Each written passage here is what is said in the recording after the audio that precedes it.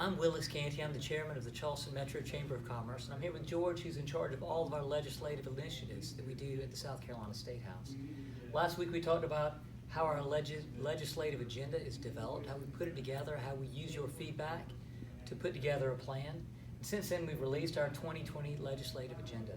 This video is going to dive deeper into a few items on that agenda. And George, if we could start with demystifying a few things. So one of the items on this legislative agenda that we have coming up in 2020 is the fully exempt military retirement benefits from the state income tax. So tell me why this is a priority for the business community. I will, Willis. 3 years ago, we increased the caps on the exemption for our retirees. We didn't get the full exemption. Currently, there are 32 other states that have the full exemption, specifically North Carolina, Georgia, Florida, Tennessee, which are competing for the folks that are that recently retired from the military. So it's important, one, for workforce to have those folks stay in state. They're highly qualified, highly skilled, and of course we have jobs that need to be filled that fit that. And two, it's just a good thing to do for our veterans. Our military-based task force has been pushing for this, and we of course sit on the board of the military-based task force. So we'd really like to get this done this year. And I know that other states are doing it as well, and we have to be competitive. Absolutely. Got it. Another agenda item we have is the Angel Investor Tax Program. So tell me a little bit about that and how does that benefit our region? The Angel Investor Tax Credit is one of the several tax credits that actually work in this state. It's produced results, it's produced jobs. It is a tax credit that allows investors to invest in startup companies around the state.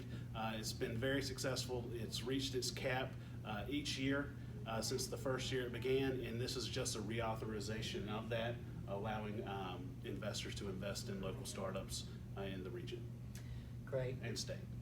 As the Chamber works a lot on education initiatives, I know, getting that modernizing our state's legislative funding model to ensure that students have equal access and that we have equity there and a high quality public education. Tell us what we're up to on that front. Well, last year, the Senate and the House asked the Department of Revenue and Fiscal Affairs to look at the funding model. Our funding model that we're currently using hasn't been updated since Dick Riley was governor, and that was the late 70s, early 80s. So we are due for a update and modernization of the funding system. They haven't come up with a plan yet. The House is going to work on it this year. The Senate is going to focus on the education reform bill that the House passed last year and really get that vetted out and through the Senate this year, and they will work on it in the off season. But it really is about making sure the money's getting to the classroom and following the students. So that's one of the big things that we're going to be looking for in the coming couple of years. Great. I know this is hard, but it's important that we get it right. Absolutely. Next, legislators often ask you to weigh in on items that are not on our agenda. Tell us how that works and what do you do in those situations? Well, a couple of things. If it is something that falls into our guiding principles, we have a list of principles dealing with everything from environmental stewardship, transit, taxes, regulations. If it falls into one of those categories, we can go ahead and work on that issue at the state level or local level if we need to. If it's not, the process has to begin with our Business Advocacy Committee.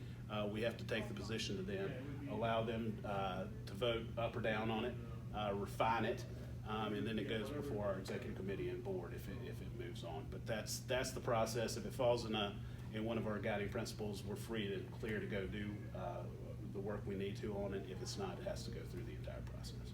Thank you, George. You're doing a fantastic job. And I want to tell our investors, too, here in the Chamber, that if you want to get involved or if you have ideas or thoughts, please reach out to us. Call George, call the team, or reach out to us on our Instagram account. Thank you.